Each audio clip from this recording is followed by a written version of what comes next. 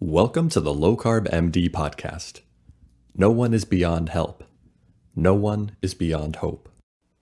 As we have always said, we are bringing you medical information and cutting-edge science, but none of this is medical advice. Please seek out input from your own doctor.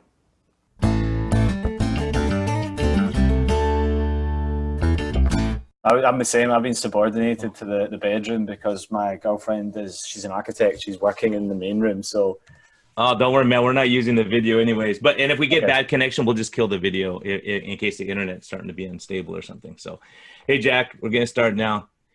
Hello and welcome to the Low Carb MD Podcast. This one's going to be fun. This is someone who I respect a lot, who's helped me out when I got attacked a bit on Twitter.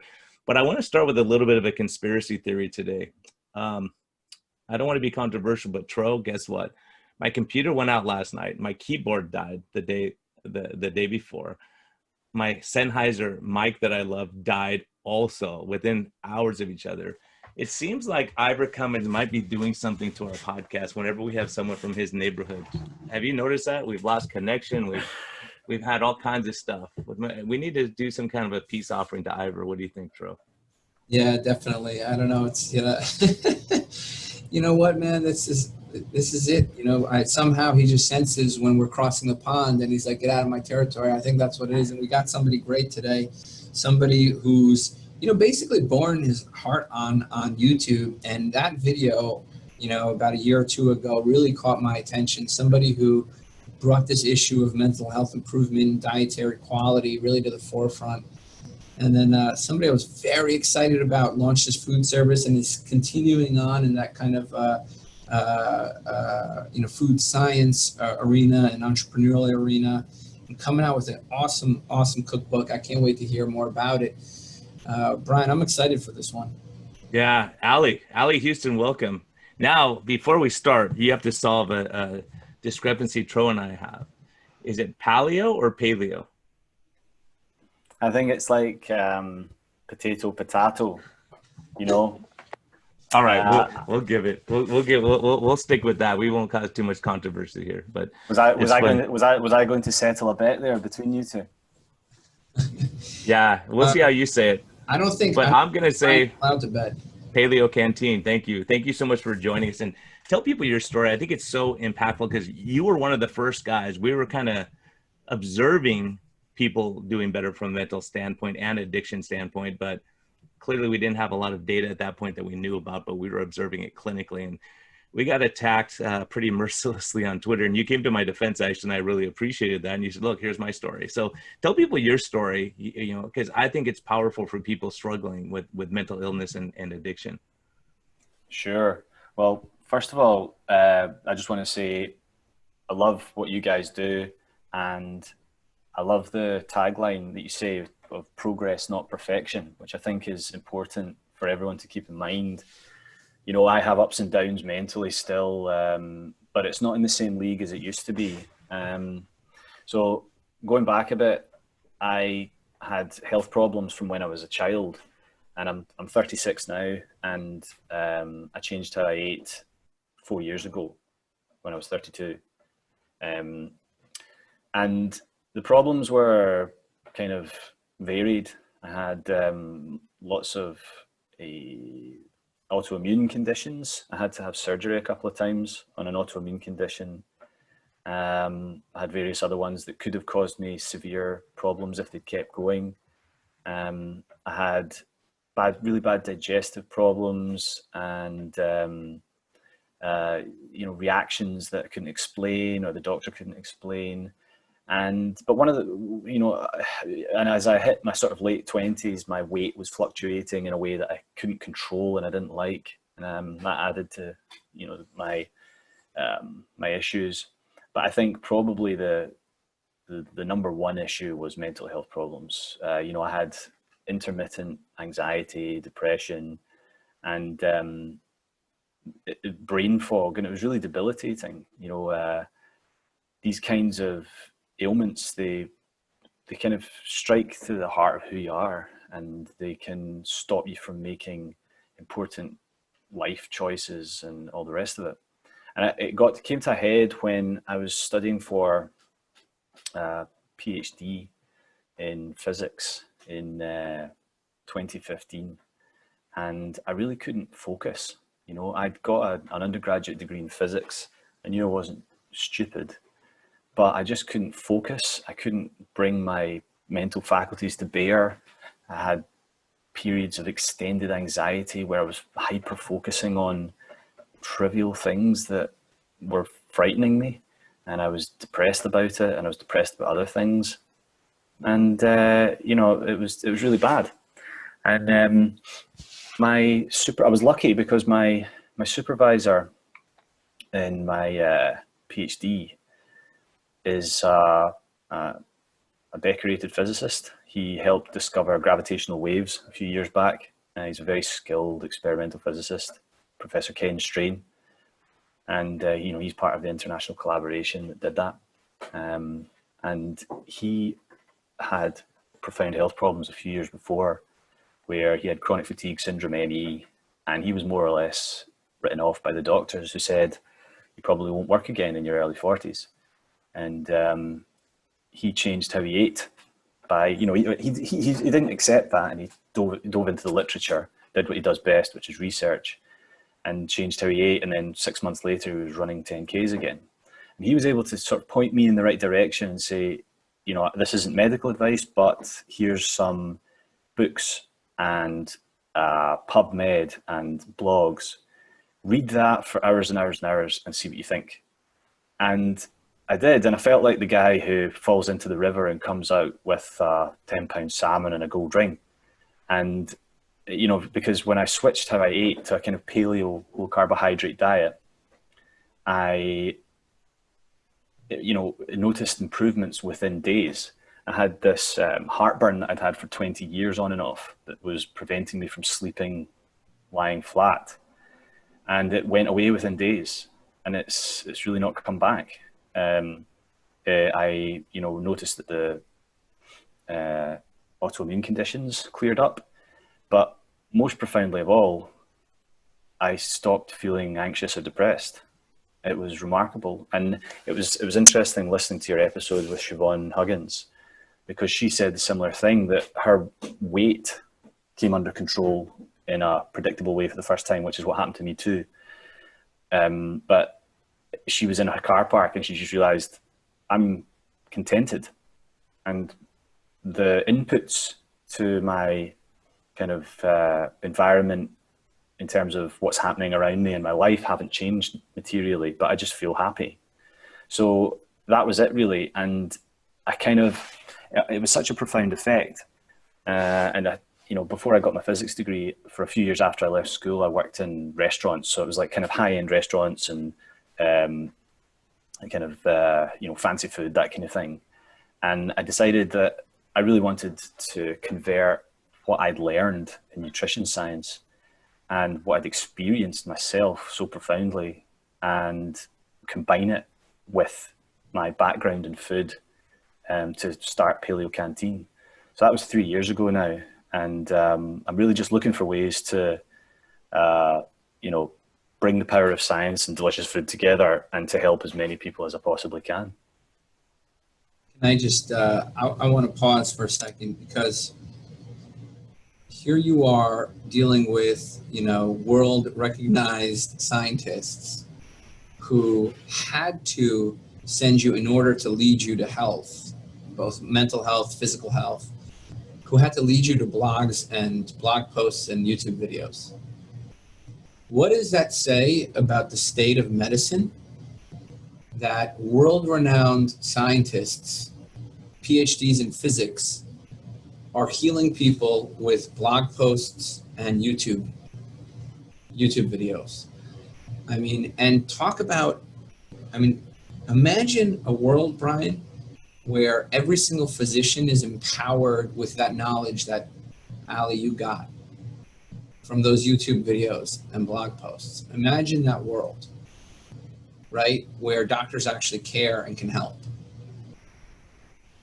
You know, yeah, I mean, you gave me goosebumps, like thinking like, here you are lost in like years of like, you don't need attention, you know, autoimmune, all these things. And then your diet improves, and then lo and behold, everything improves. Imagine you had a doctor, your GP told you that. You will help every part of your life if we get you to, eat foods that support your own health. Ryan, what do you say?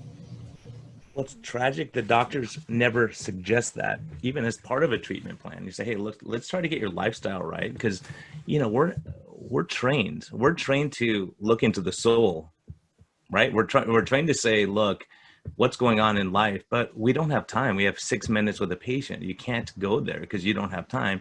So we say, here's a drug for your depression. Here's one for your anxiety. Here's one for your stress.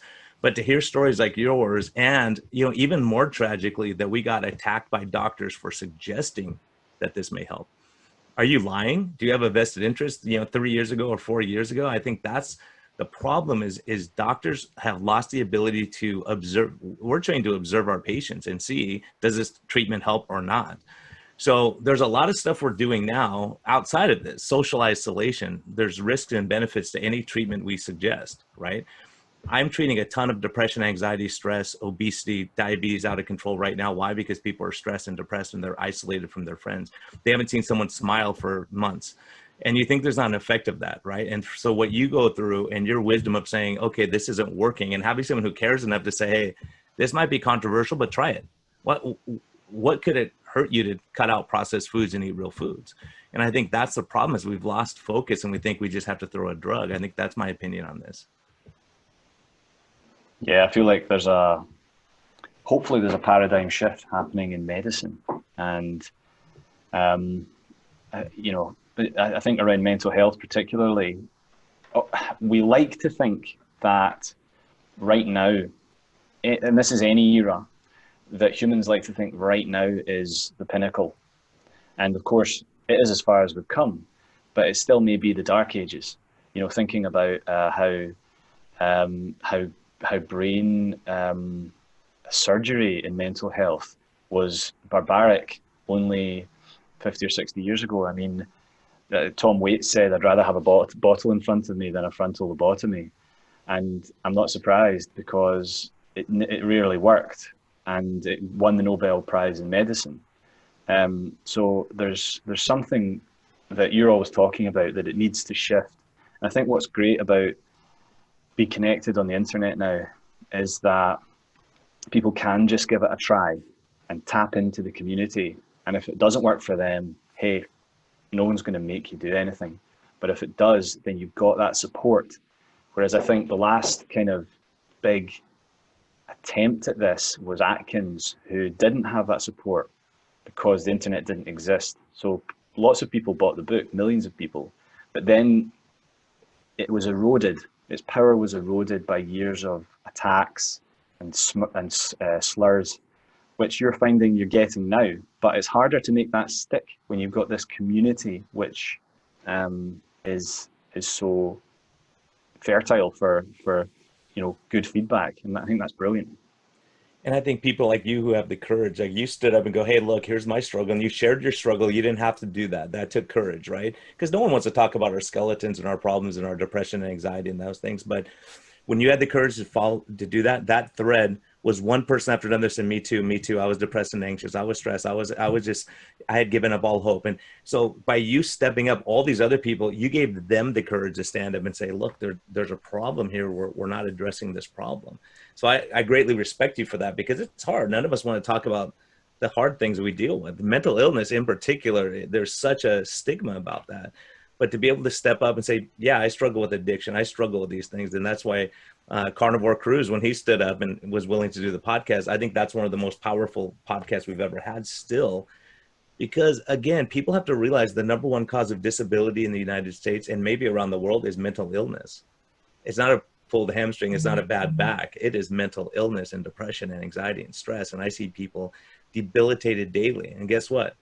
We're seeing people get better daily too, right? And I love what I do, right? So I think that's part of it, is someone like you with the courage to step up and say, look, here's what I'm doing. And then that becomes your life's work, which is amazing. Well, I really appreciate your words. And I think that the important thing for me about it was that I wasn't afraid anymore. And I think what really frightens people about mental health, and I think what generates the stigma, is that it's a frightening place to be, and it's a frightening place to worry about being again. And what I realized was, there's lots of ways into mental illness. I don't have childhood trauma or anything like that, but some people do, and that's obviously a way into mental illness. But I found that the root cause of mine was a problem with what I was putting into my body. That was the predominant issue. And once I realized that I'd cut it off at the source, I didn't need to be afraid anymore.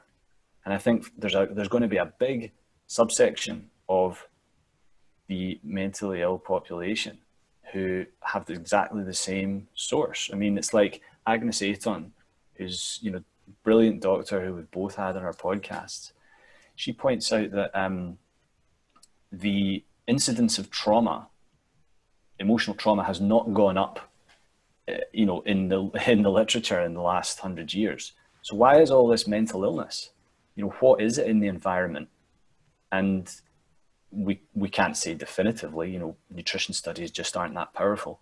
But we have all of these reports now. And like you say, how could it possibly hurt to remove the worst foods from your diet? Yeah, I think one of the things, look, you're absolutely, this is an interesting question, but the reality is it's actually in the literature. Okay, there are case reports and randomized trials for ADHD. There are studies for even kind of severe behavioral disorders like autism. There's literally a randomized trial, the SMILES trial, for depression, just with nutrition. Seizures, migraines. Okay, there are randomized trials with diet, improving diet quality, lowering carbohydrates, lowering processed carbs, lowering sugars. The evidence is now there where we can say food is medicine.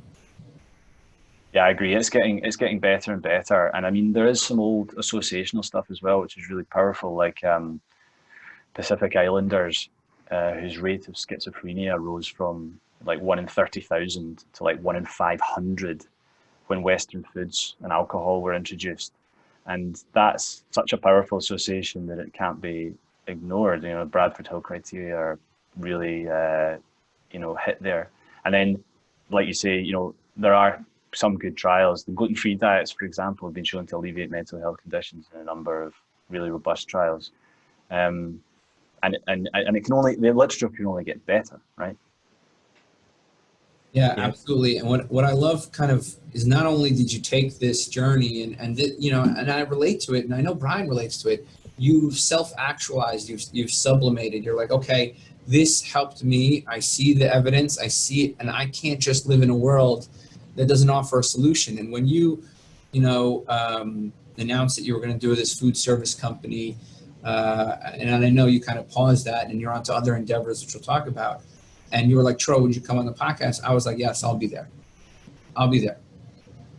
Because I think there's nothing, we need to help people because, really right now in the UK, the NHS is very happy to give you, schlop soup, low calorie soup and shakes and tell you that's the only way. And not only will they do that, but they'll also take away the status of the #1 diabetes GP in the country. Okay, they'll take his infographics away and now they'll promote low calorie, soy protein, processed carb nonsense. So we need people, entrepreneurs and people smart like you who know this and take it to the next step. So when I was sad to hear that you're kind of winding that part down and hopefully pretty soon you'll wind it back up, the Paleo Canteen. But you're on to some other endeavors now, right? And I'm really excited about some of those. Can you talk us, through a little bit about, how you are self-actualizing, how you are kind of spreading that message now? Sure, yeah. So, like I say, I wanted to bring the power of science and delicious food together to as many people as I possibly could. So like you say, I started out Paleo Canteen as a restaurant, physical restaurant. And I thought, well, I can get to more people by delivering meals. And it got to the stage where I thought, I'm going to pause this, and I can get to even more people by writing a cookbook and allowing people to empower themselves to make these meals. And I also thought that there was a real gap for sugar-free ice cream, because I'd benefited from making that at home myself when I first went low carb. Some people, it's difficult to come away from the worst foods, the worst offenders, and it's good to have a bridge there. You know, I think the topic of highly processed foods is understandably a mixed bag, and people have different feelings about it. I feel like sugar-free stuff can be a really good bridge away from the worst processed foods. And so I've started a sugar-free ice cream company called Scoundrel, and it's on sale in the UK in small batches at the moment, but we're looking to roll that out. And what we're just releasing at the moment is the cookbook, Paleo Canteen, Low Carb on a Budget. And I think the budget part's important, because one of the main kind of accusations thrown at good doctors like yourselves is that this is some kind of fancy, middle class, snobby diet, that's all fillet steak and salmon. And I can't remember the last time I had either of those things. So I really wanted to team up with a great friend of mine who's an amazing chef, John Meehan. He's worked in some of the best restaurants in the UK, and it's that incredible experience that he's put into the book. He's got this unbelievable ability to convert mind-blowing ideas into really easy to follow recipes that you just don't get tired of. I can have some of these things, every day for a week, and I just love what he's done. And so we teamed up to make the book, and David Unwin, who you mentioned, he was very kind to write the foreword for it. And I sent the electronic version to a few other doctors, so Asim Malhotra, Peter Bruckner, Andrew Jenkinson. They're all behind the book, and Belinda Feck, he really likes it. Adele Height, who you've had on the podcast. So there's all these people who have been really kind in lending their support to it. And I just can't wait to get it out there. Yeah, I've had a chance to look at it. It's beautiful. You've done a great job with that. I think it's going to be very helpful for people. And that's a great point, is on a budget. I mean, if you want to look at cheap, eggs are the cheapest thing you could probably buy, right? For nutritional value, and so a lot of people just don't realize that it can be. Now it's a straw man argument. I think I don't see an argument. And someone actually raised that argument with me. I said, look at the cost of diabetes medicines, and you tell me the diet's more expensive than, one of my patients just came off a medicine called Januvia. His copay was $325 a month. That justifies him paying me every month, right? He's saving money by paying me to help him get healthier, and he feels great, and his mood's better, and his energy's great, and all that stuff. So don't come at us with that. Find a different argument. You're probably going to have an ethical argument more so than a financial argument, in my opinion. I have people that are at the poverty line who are doing it, and they're having unbelievable results, and they're saving money. Yeah, as something to say in the introduction is, you cut out a lot of junk food, which is actually expensive.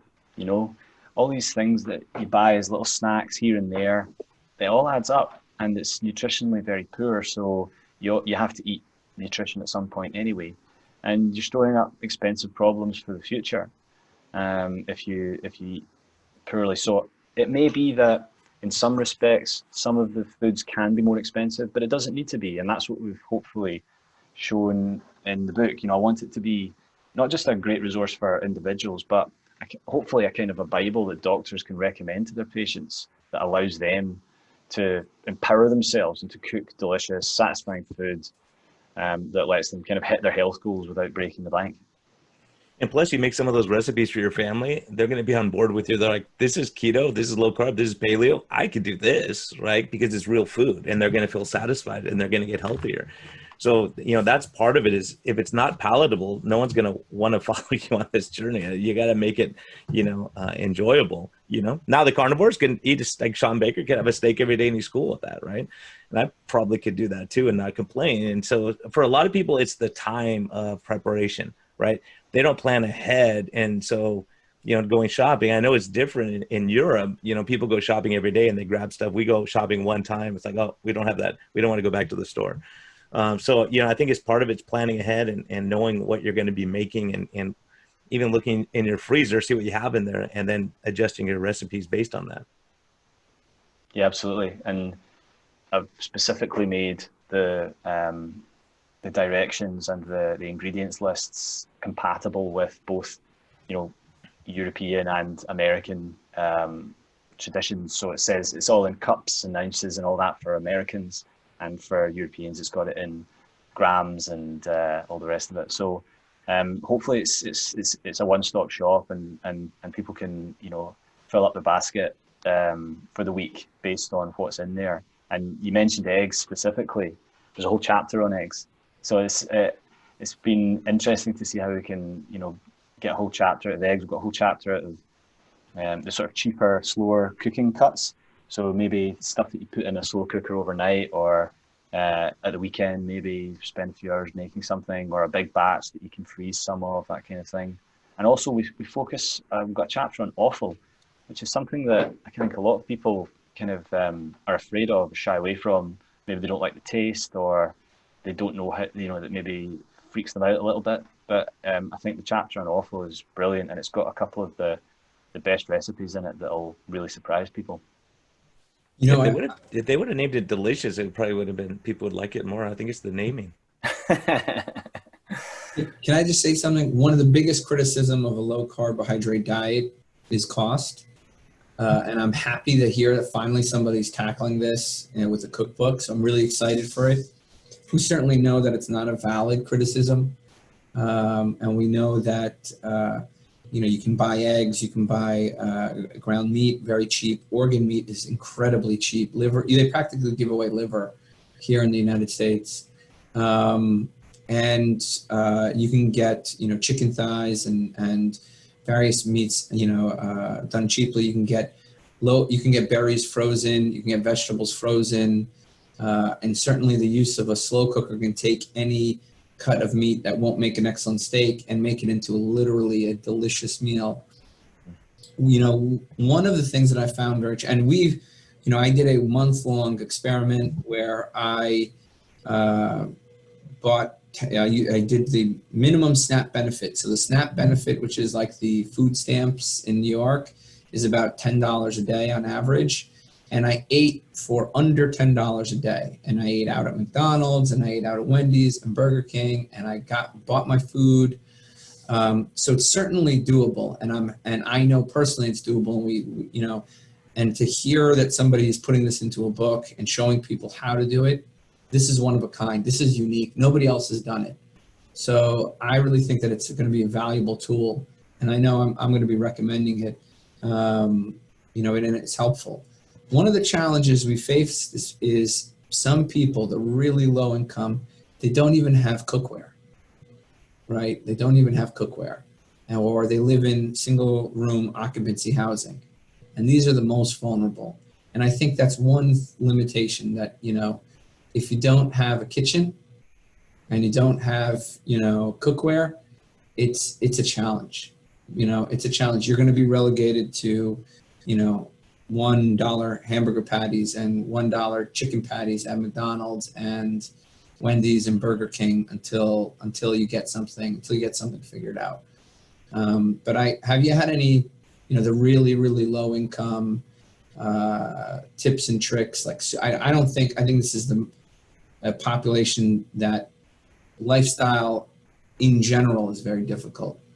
But any tips and tricks for like the super, super, super low income people who are struggling?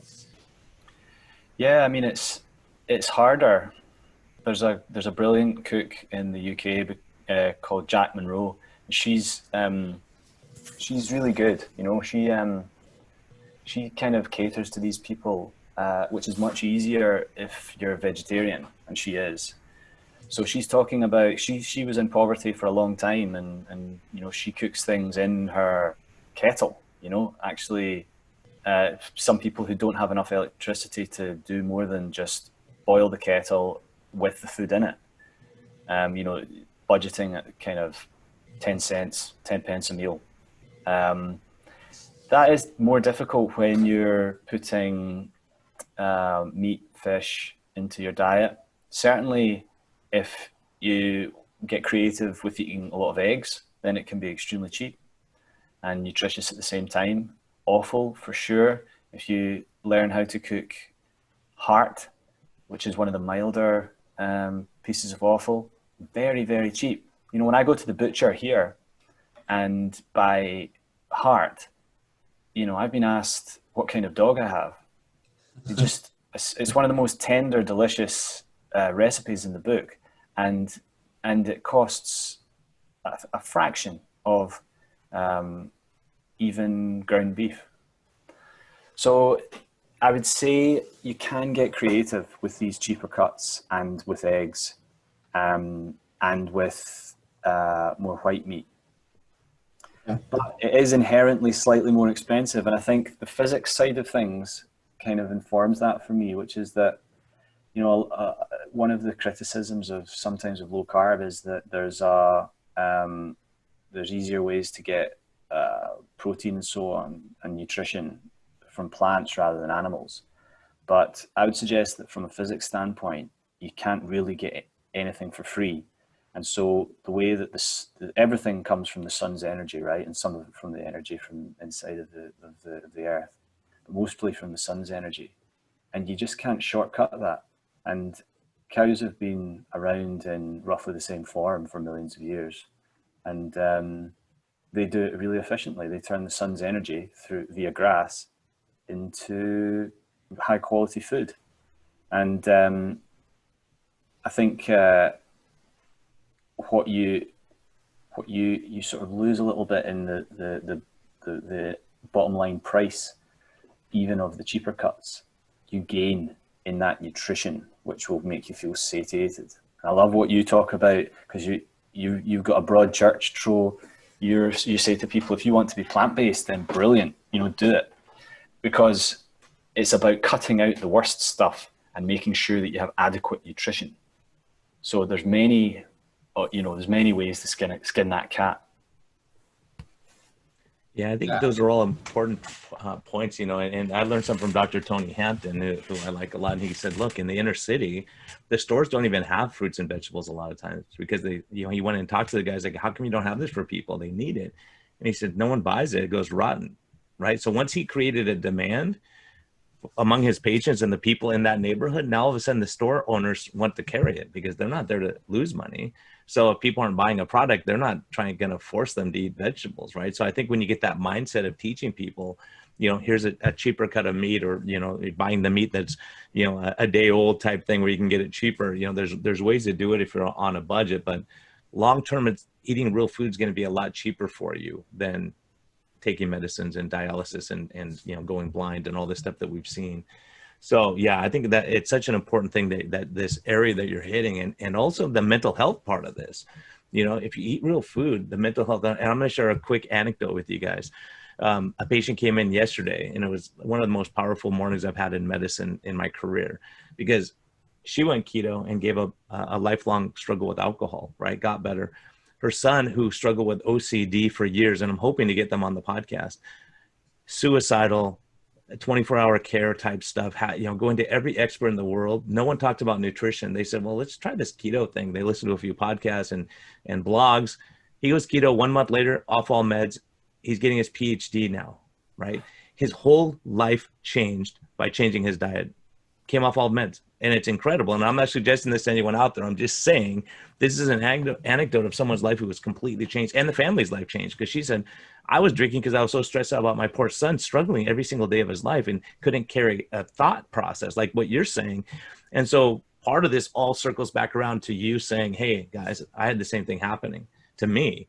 And so I think the more people hear these stories that are real people that have no vested interest, we're not invested in meat and vegetable companies, right? But you say, if you cut out the processed garbage, you're going to do better. Whether you want to go vegan or carnivore, I don't care, but get rid of the garbage and see where your brain functions at, you know?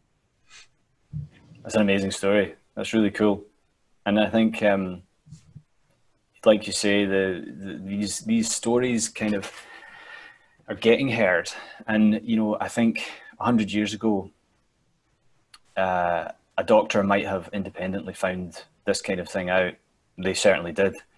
But what can they do back then? Write a pamphlet and maybe benefit a few hundred people in their lifetime? Maybe more if they wrote a book that was kind of popular, maybe a few thousand at most, and then it'll sort of fizzle out, and it takes historians now to find them. But that's not the way it is now. You know, if you go on even paleo or primal, low carb, banting, add up the number of people who are engaged in doing that for their health and sticking with it. It's in the tens of millions now, undoubtedly worldwide. It's remarkable. Yeah, and I think the other thing is we have to do a good job as primary care doctors and GPs at creating a community. And that's something that me and Brian have been very passionate about. We have to create a, why is it that when you go to Weight Watchers, they can all clap and everybody gets together and everybody's chatting and everybody's happy? We need to create a community around lifestyle. And vegans do it really well. And Brian has mentioned this, again and again. They just have a way of eating and they don't eat another way, right? Because they know what's good for them and they have that moral conviction. Well, we need to create that moral conviction. What you're doing is for your health. And we need to build upon that. So I 100% agree with you. So I can't wait to get the cookbook. I'm in love with the cookbook.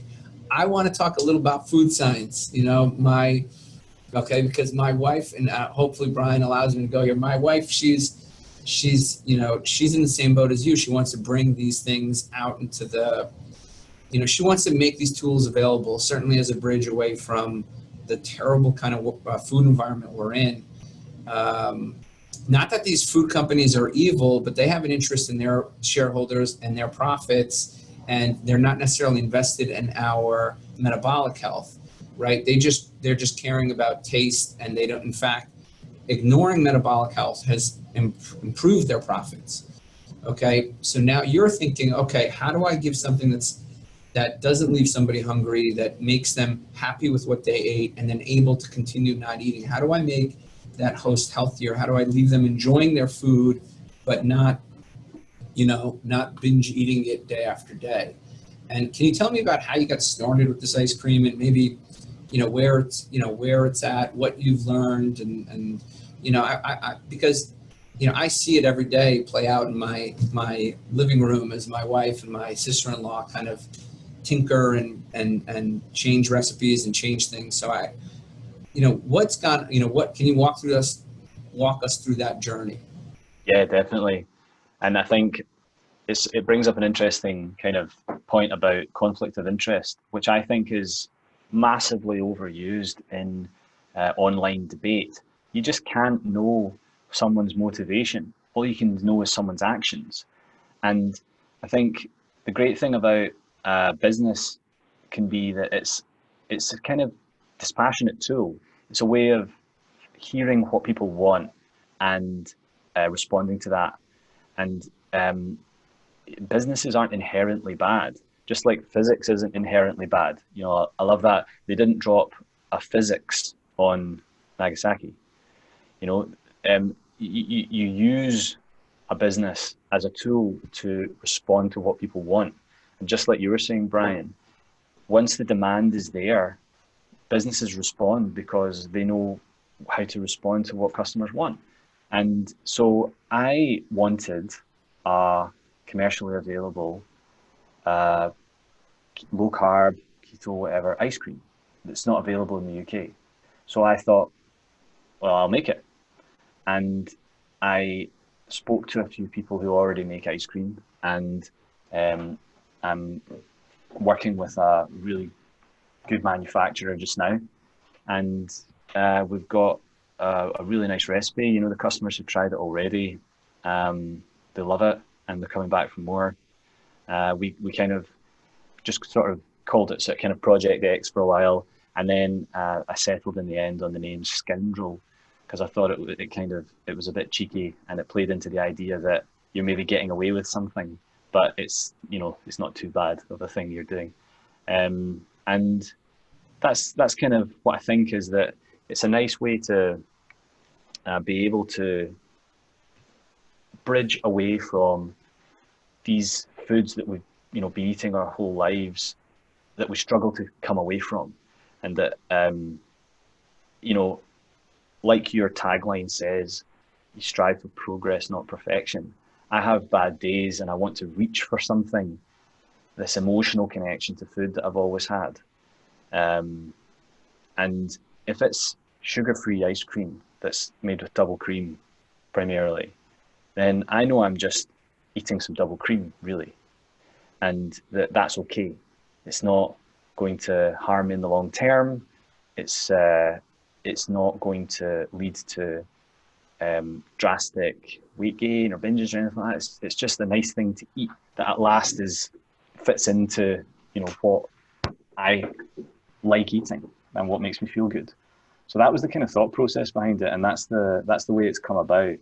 It's been interesting working with people who already make ice cream, because this is kind of unusual to them. This is kind of new territory, and it's different to things like Halo Top or some of the other kind of low calorie ones, because I'm preaching to the choir here, but calorie counting isn't something that I'm preoccupied with. It's more about what the calories are, or what kind of foods they're coming from. So the idea that it's a luxury ice cream made with double cream, but is completely sugar-free, is, I think, if not revolutionary, then it's at least novel in the UK. And so hopefully it grows as quickly as I want it to. One of the problems in the ice cream market, and you're talking to the ice cream king, okay? I mean, Brian, you never had this problem with food addiction, but I would, literally, I've come up with ways to replace ice cream, and now I don't need them anymore. But certainly when I was starting, I had wonderful ice cream replacements. And as I got metabolic more healthy and my blood sugar stabilized, saying no to these things has become a lot easier. Still not easy, but it's a lot easier. Okay. And what I want to know is, there are certain, like Halo Top is a quote unquote lower sugar variety. And my problem with Halo Top, and I like Halo Top, it's better than Häagen-Dazs for metabolic health, but they still have a ton of sugar in them. So, and I've wondered for a long time, why can't somebody just make it without sugar? Why? I don't want any freaking sugar. So why haven't they done it? And I'm happy you're doing it. I'm happy you're doing it.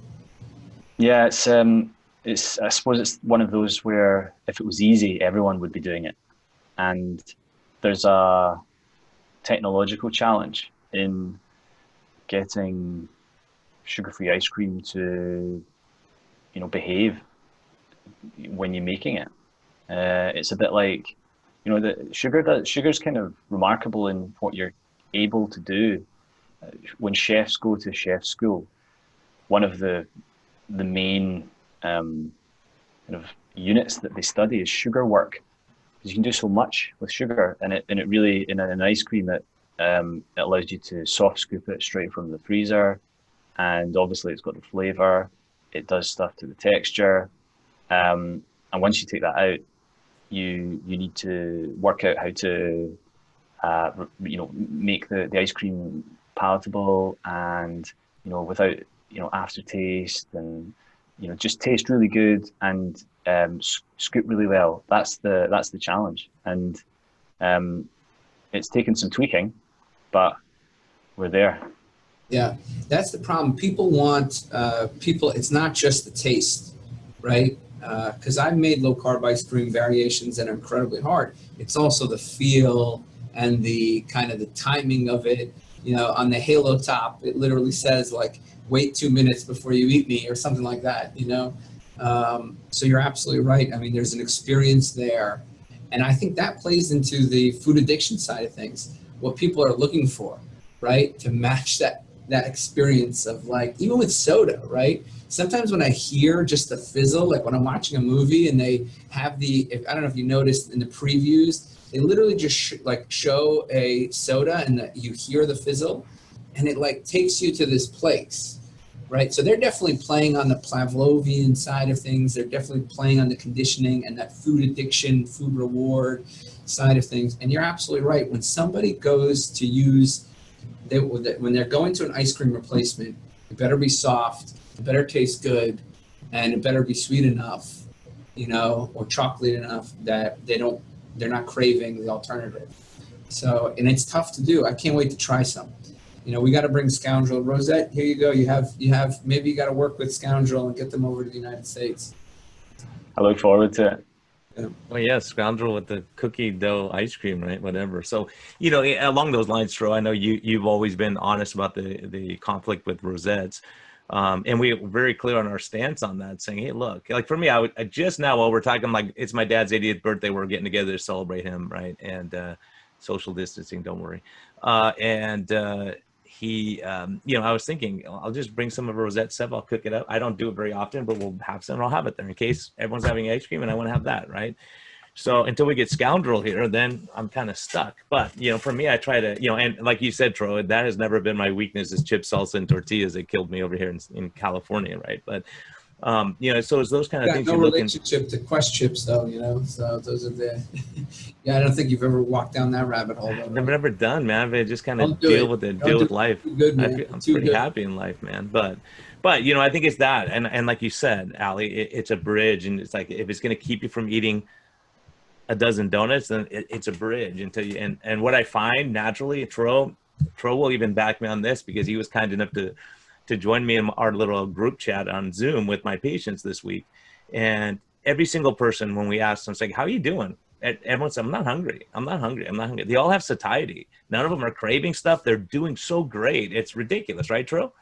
I mean, it's just amazing when they start getting their nutrition right, how well they do. They're in tears because they're not thinking about food every second of the day. It's amazing. Yeah, and I think that once you have that, it's the needs for these things go down. I told my wife, again, conflict of interest. She is my wife. I don't know what to do. I got to live in a low-carb bakery, guys. So you get to hear the good, the bad, the ugly of literally living in a low-carb bakery. Okay, in the beginning, it was like, bring it on, this is great. Now, let me tell you, it's like, okay, how can I keep this to like only when I need it, only when I need it. So Brian, you're absolutely right. We got to emphasize that, it is a conflict, it is a conflict, but you know what? At the same time, I know she's doing an immense good.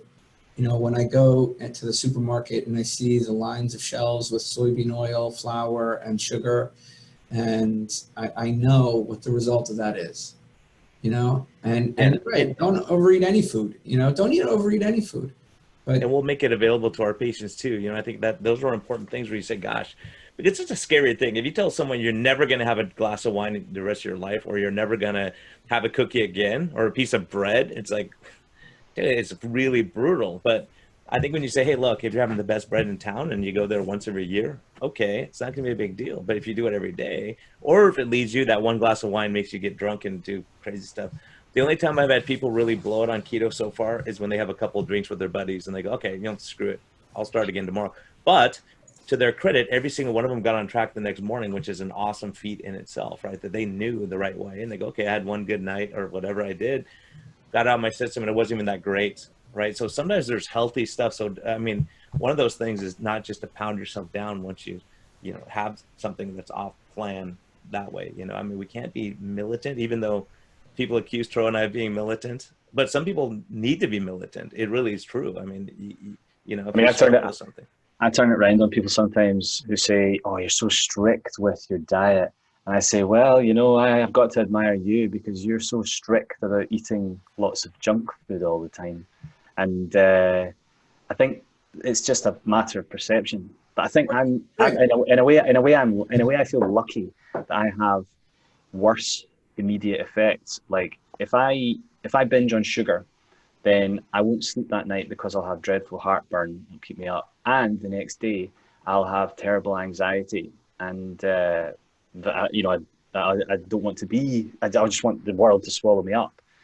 So I have red lines about diet now because I know that if I step over them, then I get really bad reactions, and it's almost a blessing to have those, because I think a lot of people, it's about weight first and foremost. They're not even thinking about the long-term health effects, and they don't get these immediate feedback loops.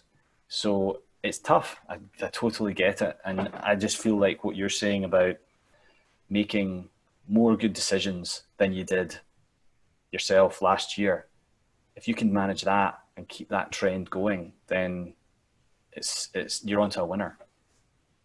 I just want to say, it's like funny, you're too strict, but here you are writing a cookbook on how to eat on a budget, and you're putting out a low carb ice cream. Like, who criticizes you and says you're too strict? I just want to know. You're literally giving people ice cream. Like, isn't that the opposite of strict? I don't know. So good for you, man. Good for you. And screw the hate. And Ali, tell people that don't know the name of your book and how they can get it.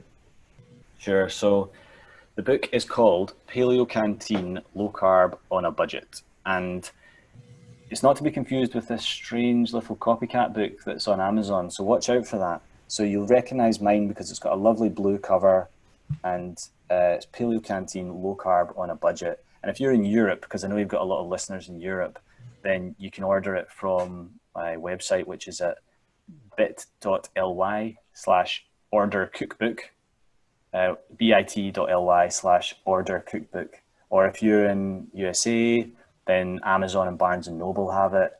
And for the rest of the world, it's Amazon. But as I say, it's much better for us if you're in Europe to go to the website at bit.ly/ordercookbook, and we'll ship it out quick smart. I'm pre-ordering it now. When does it come out in the States? So it's available to pre-order right now as we're recording, and I think this episode is going to be released when it's available, so that it's good to go. So if you're listening to this, then go ahead, go online and buy it. I'm doing it now, even though I'm pre-ordering it. Oh, you're too kind. I have connections, Troy. I already have a copy. I can share a couple pages with you, maybe. Yeah, that's because he likes so you get I think that's what, Just Ali. I've got connections, man. Yeah. Oh no, it's awesome. It's really good. So we highly recommend it for everyone. Of course, Troy and I have no financial interest. I can't even buy a new mic, so I'm using my old mic. So hopefully it sounds okay. But one day I'll be able to order the $39 mic again. I'm just saving up right now, Troy. Yeah. Well, I should say that there's the Public Health Collaboration is a charity in the UK, which is brilliant. It's one of the main doctors is Dr. David Unwin, who wrote the foreword for the cookbook, and 50p, which is about 60 cents, I think, from every sale of the cookbook goes to the Public Health Collaboration to do their work on encouraging people to eat better for their physical and mental health. So there's a little bit from every sale going to help the charity, which was important to me. I just bought one. I just bought it. I'm so high, I can't wait. I'm going to put this on the coffee table so when the patients come in, they could see it and read it. And that's great, man. You're doing amazing work. I think this is it. This is somebody who's been through it and is now self-actualizing, sublimating, bringing the tools that helped him and bringing the things that worked for him out into the public. I think the other thing we have to do is just be cautious not to fall into the same footsteps as the processed food companies and just say, look, guys, ultimately this stuff, these low carb cookies and ice cream, if you use it once in a while, like a spare tire, it's fulfilling its purpose. If you're driving so hazardly that you need to use a spare tire every day or multiple times a week, probably you should reevaluate the way you're driving, right? So ultimately I think, if we're talking about food addiction and cravings, we have to give that caveat that, and Troy, if you eat it too much, your spare tire will never go away. You could say that too, maybe. Yeah, absolutely. I agree completely. There's tension between the urge to encourage people to eat like this, and the attractiveness of that type of food, where it's a kind of substitute for the worst stuff. So I would completely agree with that. You know, it's obviously not in my commercial interest to discourage people from eating it. I just want people to know how I intend it to be used, which is, like you say, as a bridge away from the worst stuff, and a way to enjoy that type of thing when you feel like it, and not as a crutch. Ali, can I just tell you, 70 years ago, when there was probably a little bit less desserts and appetizers on menus, and the ice cream aisle wasn't, 100 feet long, right? Ice cream was probably something that could be once in a while and totally fine. But in a world where we have, I think that the cereal aisle in my supermarket is probably longer than my house. I think it's longer than the house that I live in. Okay. I think that the ice cream aisle at my supermarket is probably bigger than my house. And when you live in that world, I think that these things become necessary, right? And it doesn't mean that we should abuse these tools, but the value of this tool is very self-evident, right? It leaves you not having your blood sugar spike up and come back down. It maintains ketones. We know both of these things suppress appetite. And I just, published this, I shared a study on that today, and we've shared numerous studies that have shown that. But I think you're right. We have to be cautious of food addiction and food cravings in a vulnerable population, right? And that's me.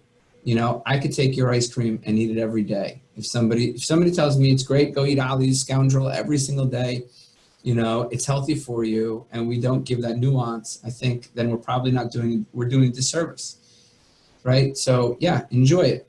On occasion, enjoy it, go for it. If you find that it makes you more hungry and eat more, reevaluate that.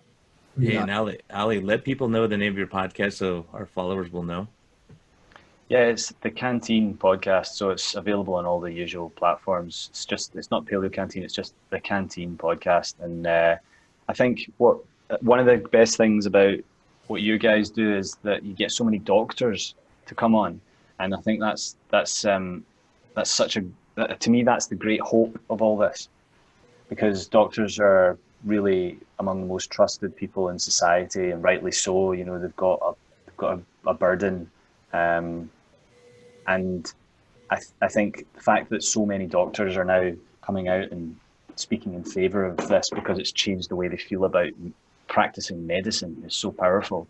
I kind of tend to go on different routes. So I've had a couple of doctors on, I've had a couple of people who benefited from eating differently, and a few other kind of people around that world. But I try to find people who are hopefully quite interesting, and I enjoy it. That's the main reason why I like doing the podcast, is because it opens these doors to talk to people who I consider to be heroes, and that I would include you two in that for sure.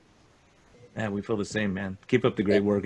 We all do our part. It's an awesome community, and I see such great people out there, and that really have a heart to help people. That's what we want to be a part of. So Troy and I are like little kids here too, because we get people like you on. We get the experts, and we get doctors. But you know what?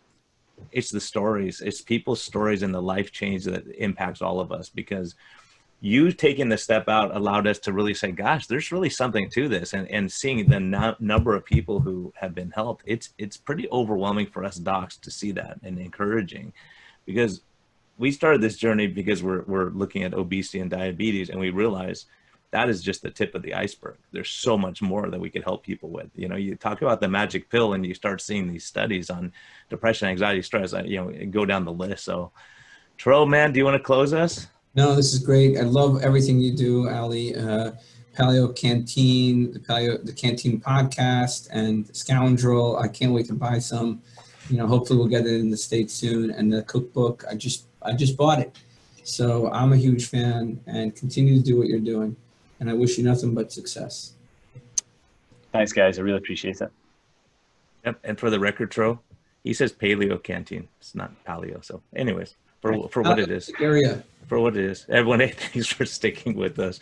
We're having a good time, and great stuff here. And we highly recommend the book. Anything Ali's doing, we love it.